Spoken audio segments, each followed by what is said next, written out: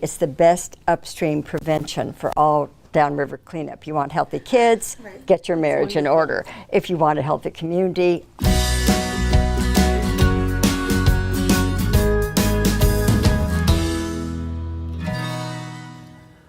I think we'd all agree that marriage today has some incredible challenges, maybe more so than ever before in history. So what's going to happen with marriage and couples in the future? It's my experience that as our society changes, the goal for couples now is to evolve with the change, and that the changes, the society, our culture, the inventions, the internet changes, but the need to connect and communicate stays the same. It's about the basics, and that's what we need to stay focused on, and the rest will roll naturally.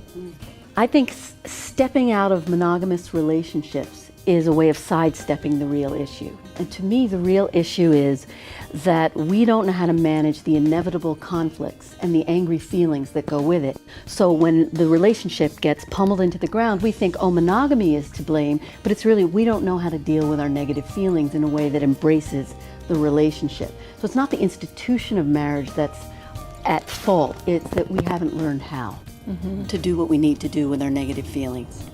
And one of the thoughts that Helen and I have discussed many times about this is that we're pretty convinced that the model of marriage that has been in existence for the last 250 years is obsolete. And what we mean by that is that the marriage is a vertical marriage in which there's somebody in charge, and so there's competition. There's always a put down if there's somebody who knows stuff and the other person should know it, which is the basis of conflict. That we're discovering does not work, that when you focus in your marriage on what am I getting out of this marriage, your marriage will go downhill.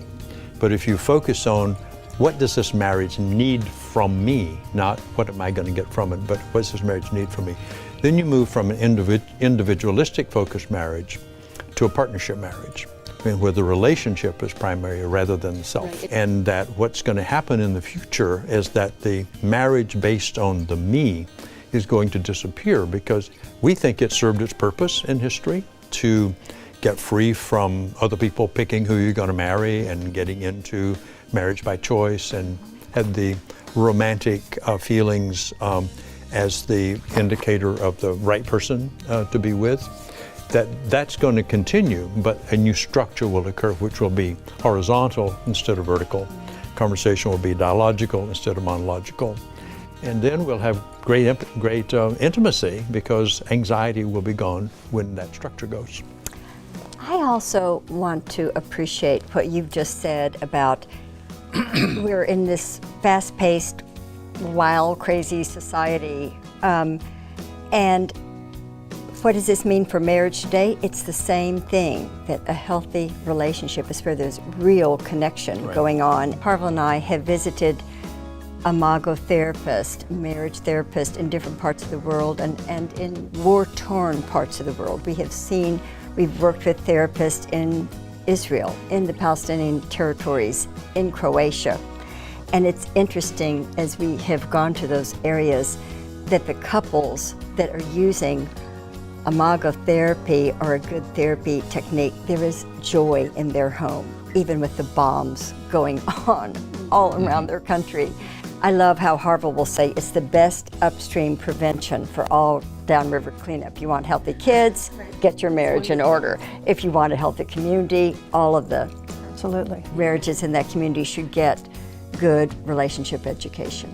And if you really want to experience true self-love, which I think is the foundation for everything that makes a good relationship possible, putting your relationship first is really the best way to do that. Because you're, like you say, downstream. The trickle-down effect to your children is unbelievable. And also out into the community, out into the world, to the planet. I mean, it's a major paradigm shift that happens once you put your relationship first before everything else. It seems to me that if we can condense what we're all saying, it's about intimacy, mutuality, and reciprocity, and communication.